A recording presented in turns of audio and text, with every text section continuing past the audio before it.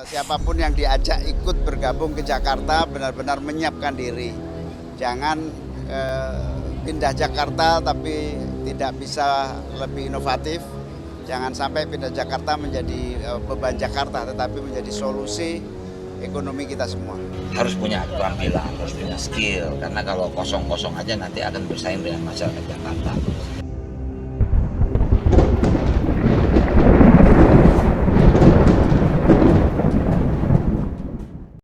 Assalamualaikum warahmatullahi wabarakatuh. Iwan filah.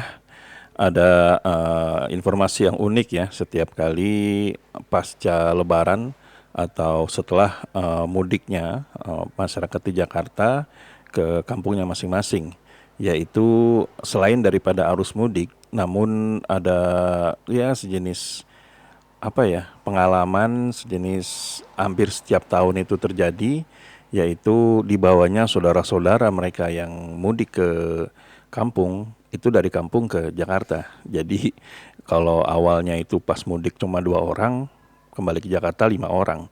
Nah, hal ini sempat menjadi perdebatan karena ada yang mengatakan kalau memang pendatang-pendatang itu bisa jadi beban di Jakarta.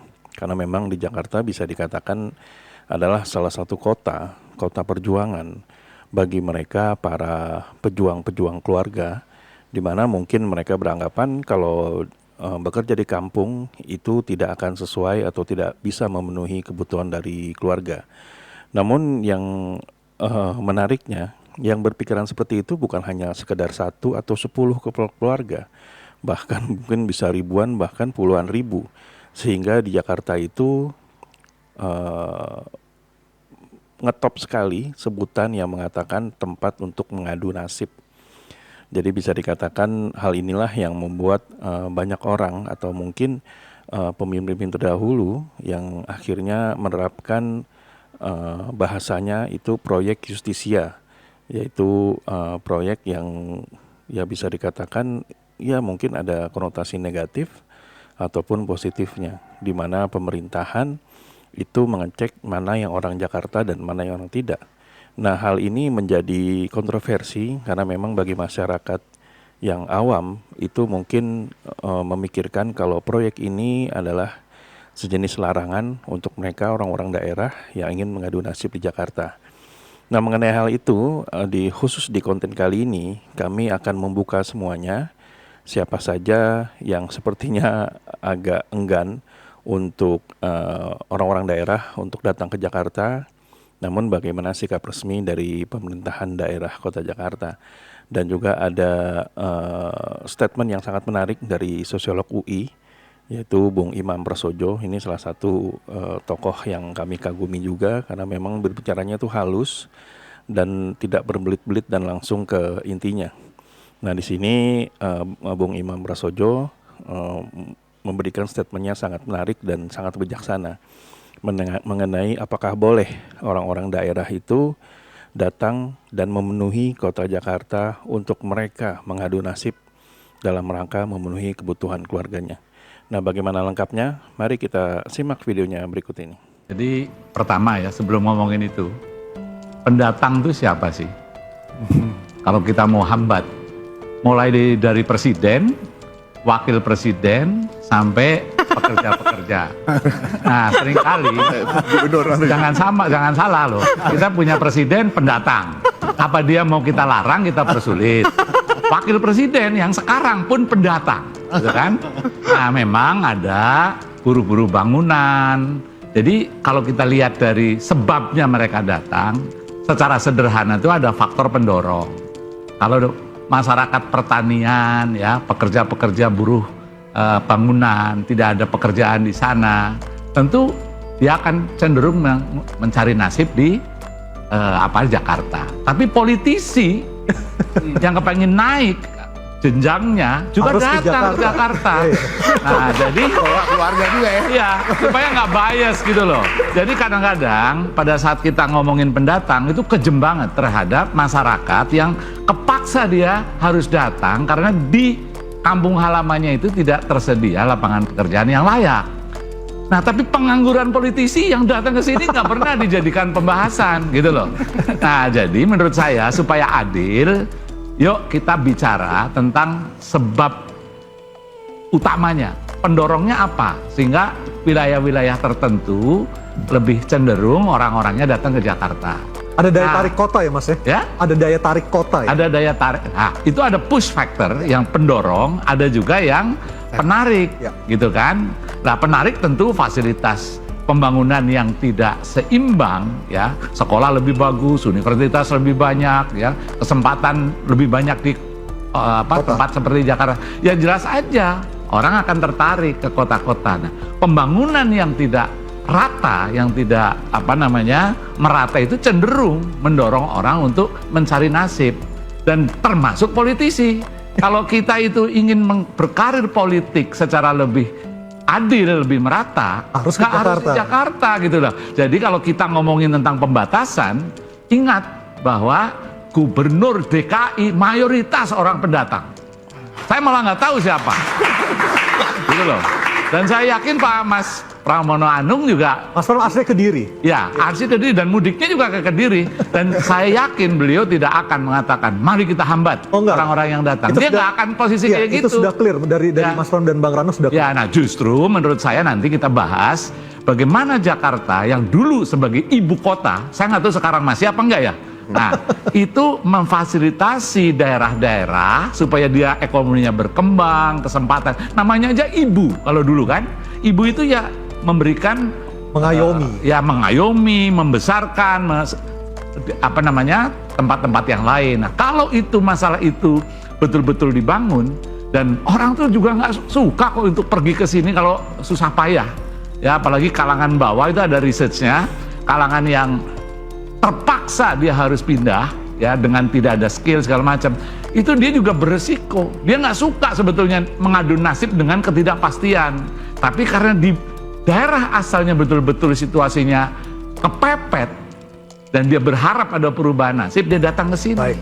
Jadi harus adil terhadap masyarakat bawah. Jangan sampai kita itu seolah-olah hak yang sama sebagai warga negara, kalau gubernur boleh pindah tetapi buruh bangunan nggak boleh. Apalagi pakai operasi justisi. Menurut saya itu operasi yang melanggar HAM. Pak Gub sudah bicara kepada masyarakat yang mau datang ke Jakarta, silakan. Kita nggak akan ada operasi justisia karena Jakarta ini milik bersama. Tapi memang saran kita harus punya keterampilan, harus punya skill. Karena kalau kosong-kosong aja nanti akan bersaing dengan masyarakat Jakarta. Sebetulnya memang diamati dari tahun 2018 yang namanya operasi justisia itu sudah tidak diadakan di Jakarta. Karena Jakarta ini sekarang mungkin orang berpikir akan nyumplek ke sini. Tapi sebetulnya masyarakat yang lain lebih banyak juga ada di sekitar wilayah, misal Tangerang, Bekasi, Depok. Mungkin kerjanya di Jakarta, tapi hampir rata-rata mereka tinggalnya di, bahasanya agak di pinggir. Karena apa? Tentu kalau Jakarta kan sewanya lebih mahal daripada di pinggir. Nah itu yang terjadi. Karena itu tentu setiap kunjungan akan kita data. Data itu bukan untuk melarang, supaya kita hitung berapa sih jumlahnya. Makanya tadi Anda bilang 15.000. Kalau 15.000 itu kecil sekali, sangat kecil sekali. Mungkin bisa di atas, prediksi kita di atas 50.000. Ya, itulah keterangan dari beberapa narasumber. Di antaranya adalah Bung Imam Prasojo yang dikenal sebagai sosiolog dari Universitas Indonesia dan juga Wakil Gubernur Jakarta terpilih yaitu Bang Rano Karno. Di mana Bung Imam Prasojo ini mengatakan Jakarta ini milik kita semua, milik rakyat Indonesia yang siapapun boleh datang ke ibu kota. Bahkan tanpa mengatakan ibu kota, Bung Imam juga agak bingung ya, Jakarta ini masih ibu kota atau enggak ya. Nah jadi Imam Prasojo ini mengatakan kalau siapapun boleh datang, baik itu calon buruh ataupun politisi nganggur katanya. Jadi jangan sampai ada pengkotak-kotakan kalau rakyat kecil itu dipersulit, bahkan mereka yang memiliki uang malah dipersilahkan bahkan digelar karpet merah. Bahkan Bung Imam Prasojo mengatakan kalau memang masih ada operasi justisi itu merupakan pelanggaran HAM dan itu harus diproses hukum. Namun menariknya di sini Bung Rano Karno mengatakan kalau proyek justisi ini sudah tidak ada atau sudah dihapuskan semenjak tahun 2018, di mana pada tahun 2018 itu gubernur yang terpilih adalah Anies Baswedan. Berarti bisa ditekankan kalau memang 2018 itu adalah awal dari tidak ada proyek justisi, berarti bisa dikatakan itu salah satu andil dari Anies Baswedan untuk menyamaratakan siapapun yang ingin datang ke Jakarta. Nah, bahkan Bung Rano Karno juga menghimbau untuk mereka yang datang ke Jakarta itu memiliki skill dan memiliki modal untuk bisa bersaing atau mengadu nasib di Jakarta. Nah, menariknya karena kami juga orang Jakarta ya, kadang-kadang itu yang memiliki skill dan memiliki pendidikan yang tinggi, justru mereka memang ya rezekinya memang tidak di Jakarta. Jadi mereka pengangguran, ya sebabnya memang banyak hal. Di antaranya adalah mereka menganggap dengan pendidikan yang dimilikinya, misalnya S1, S2, mereka mungkin enggan untuk bekerja yang tidak sesuai dengan passionnya.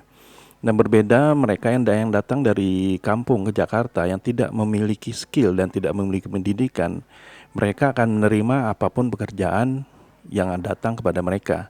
Ataupun bukan hanya datang, mereka bahkan berani menyebut bola, datang ke walk-in interview, bahkan mengetok pintu perusahaan-perusahaan untuk bisa mereka bekerja apapun yang dibutuhkan oleh perusahaan. Nah, jadi bisa dikatakan memang ke Jakarta itu ya nasib-nasiban ya. Yang penting intinya tidak ada ego, tidak ada memikirkan berapa gaji yang didapat, apa pekerjaannya. Karena memang kalau itu diterapkan ke diri masing-masing maka akan sulit sekali. Karena memang pekerjaan atau lowongan pekerjaan di Jakarta itu sangat minim, sedangkan yang mencarinya luar biasa. Ya contohnya mungkin yang dibutuhkan hanya 10 orang, tapi yang melamar bisa 10.000 gitu. Nah, jadi inilah yang dikatakan dengan mengadu nasib. Jadi tidak bisa dikatakan yang memiliki skill dan memiliki pendidikan yang tinggi itu pasti mereka akan lebih beruntung daripada mereka yang tidak memiliki apa-apa. Intinya tekad dan memiliki alasan yang kuat dan memiliki tidak adanya egoisme, sehingga ya mereka akan lebih unggul dan bisa bekerja dengan lebih maksimal. Nah, jadi gimana menurut teman-teman? Pasti setuju banget ya yang dikatakan oleh Imam Prasojo. Namun bila ada yang tidak, silahkan tuliskan di kolom komentar apa alasannya ya. Jadi sampai di sini dulu dengan Project. Bila memang kami ada salah kata atau salah data, kami mohon maaf. Wabillahi taufiq wal hidayah. Wassalamualaikum warahmatullahi wabarakatuh.